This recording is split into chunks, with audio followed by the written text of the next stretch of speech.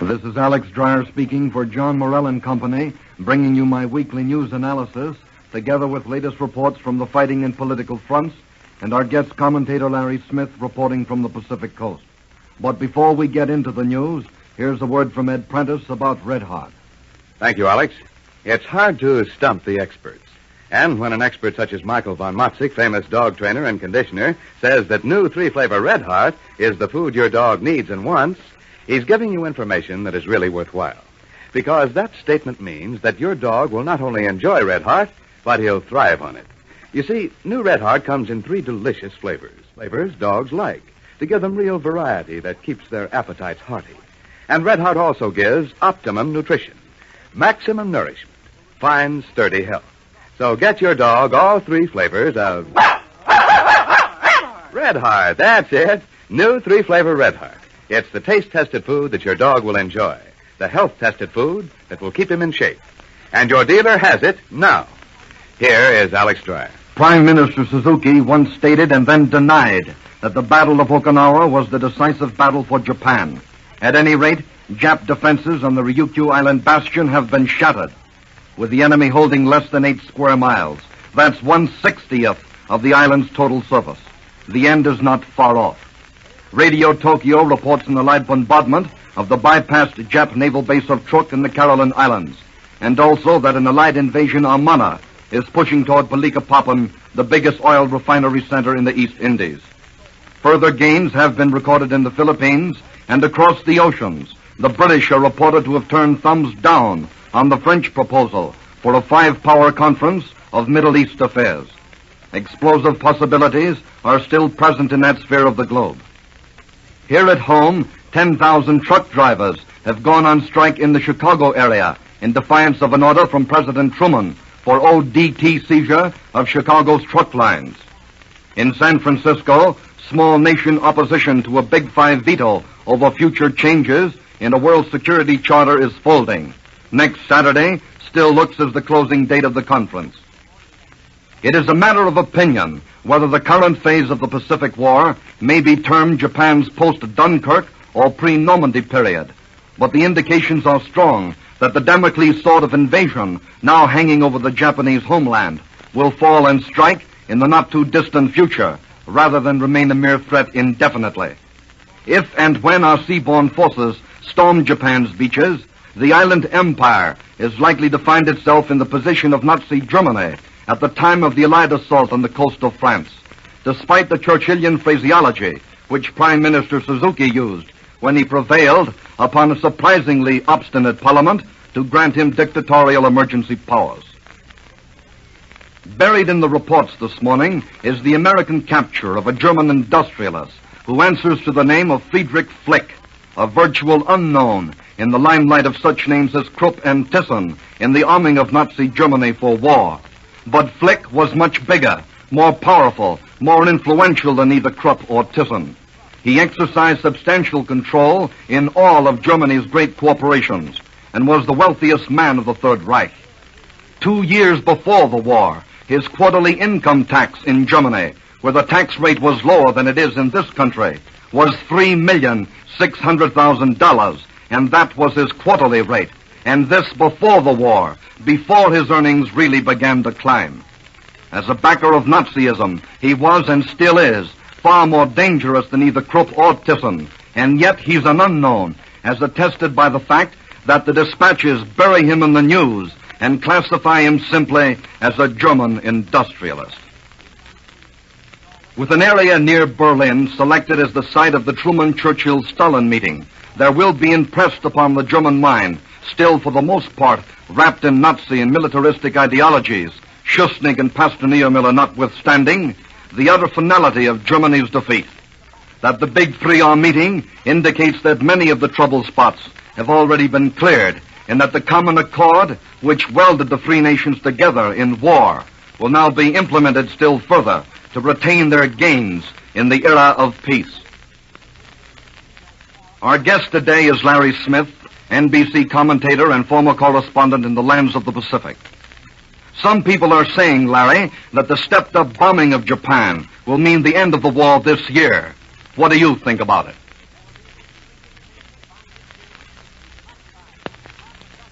Don't you believe it, Ellick? The aerial offensive, which General Hap Arnold promises us will reach 2 million tons of bombs during the next 12 months, will naturally curtail Japan's production of the essentials of modern war. But the morale of the people, steeped in Shintoistic hocus-pocus, has not been shaken. General Stilwell estimates 2 more years. So does General Arnold and Admiral Halsey. Premier Suzuki sounded the keynote of Japan's defense in his statement Friday, that Japan could not accept unconditional surrender. Now the reason is manifold. First, it would embody an insult to the emperor, placing him under the authority of an Occidental. Second, it would blast forever the hopes of Japan to fulfill those dreams of Hideyoshi, world domination. Japan is already at the bottom of the food barrel. She has only 60% of her required rice. Yet she mixes this with foreign grain, rye, wheat, and barley, and she survives. Transportation is stopped, so she walks. Her war industry at home is scattered. Our fire raids will deter, but not knock out war production. She has almost 400 war plants known to be operating in Korea and Manchuria. Her Air Force and her Navy, while crippled, are still powerful for defensive purposes. Her Army is virtually intact. At the present, there is every indication that Japan realizes that a final, last-stand defense, an effort to prolong the war on the Asiatic continent, is her only hope of peace short of annihilation. So, she is withdrawing to the north bank of the Yangtze. The bloody fight for Okinawa is but an example of what we can expect as we draw nearer to Tokyo. 20 million school children are being trained into special suicide squads, human hand grenades. 100 million fanatics are being coached in a defense which includes repulsing invaders with bamboo spears, if necessary. We are only at the gates of Japan, Ellick, and the end is not in sight. Invasion of China's coast, the Kurils, and Japan proper are in the offing, but not peace, not the collapse of Japan. And now, back to Ellick Dreyer in Chicago.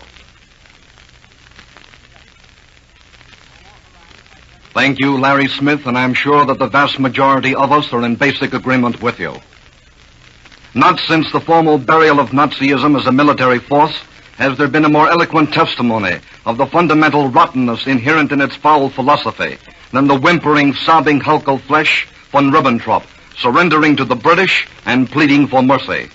His arrogance, his conceit had vanished, and yet the polluted organ which he calls his brain had the supreme nerve to make the claim that he was innocent and free of all guilt for this monstrous war.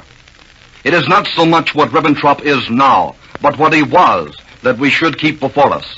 For though fascism, or its German label Nazism, may be dead as a military force, it is not dead as a political force in Spain, Portugal, or Argentina. There the Germa-fascism still thrives in an extremely healthy culture, and its life is vigorous. Its exponents are no less arrogant, no less conceited than Ribbentrop at the height of Nazi power and expansion. This German who boasted that Englishmen would clean his boot, that a decadent America would become a solely agricultural nation under the swastika. This Nazi who vowed that the hooked cross would replace the Christian cross. And now he whimpers, and in the English language. But in Spain, Portugal, and Argentina in particular, we allow other Ribbentrops to exist, allow them to fertilize the fascist germ, which so many Americans fought and died to eradicate.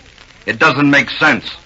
But it does make sense to the fascist governments of Argentina, Portugal, and Spain. Their slight overtures under democratic pressure to the principles of democracy are a sham, cover-ups for what lies beneath, a hatred and contempt for the ideals for which this war presumably has been fought. We squirm and chatter and voice suspicion about Soviet Russia, but we extend the Russians an easy avenue over which to peddle their kind of authoritarian government. And upon the peoples of Europe, Soviet Russia has made a profound impression, an impression which reaches beyond a purely ideological basis. We are doing little or nothing at all to spread and sell our democracy to the peoples of Europe, and yet we wonder why the Russians are making such inroads. The common man in this country is better off than he is anywhere else on the face of this earth. If we put as much vigor and exertion into the selling of our ideals as we do into the selling of our goods and industrial products, we could do much toward keeping the world on the avenue of peace. But the Argentine government, which Washington called fascist in October of last year, has extended an invitation to join the United Nations Conference in May, and yet there has been no change in the personnel or principles of the Argentine government.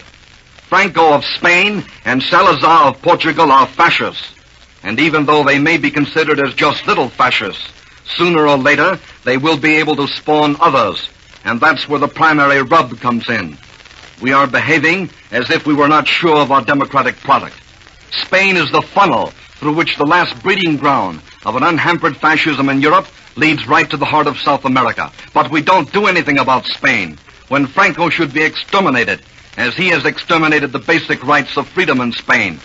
The Spanish are no different from the Poles. The Spanish people, too, want a free election.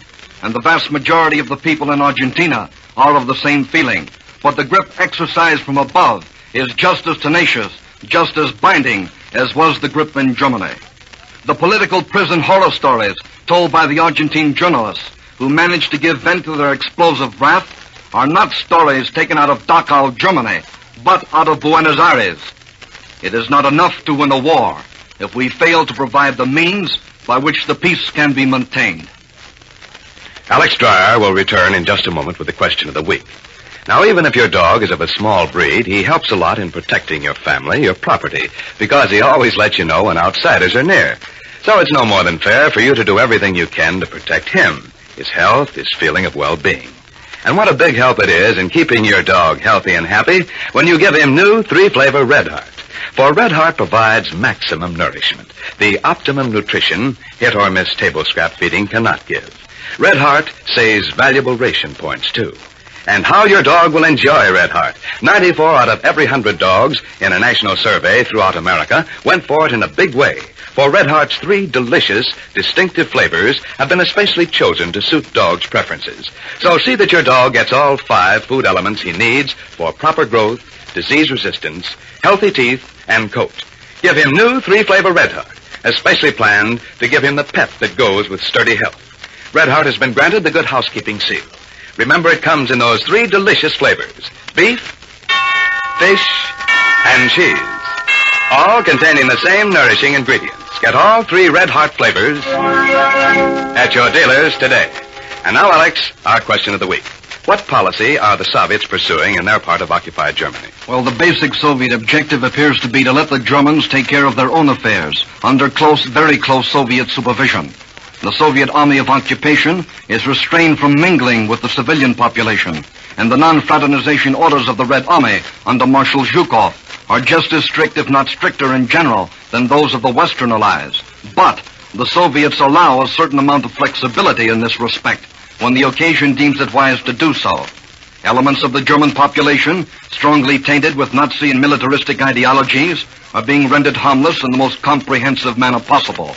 And a good many Germans are already reconstructing what was destroyed by the Wehrmacht, and many are being employed as agricultural workers. The aristocratic Prussian Junkers, for example, are learning what it means to have sore backs and calluses on their hands. And that's all for now, and this is Alex Dreyer speaking for John Morell and Company, and wishing you good day. We invite you to be listening again next Saturday to Alex Dreyer's Weekly News Analysis, brought to you by new 3-flavor Red Heart. That's it.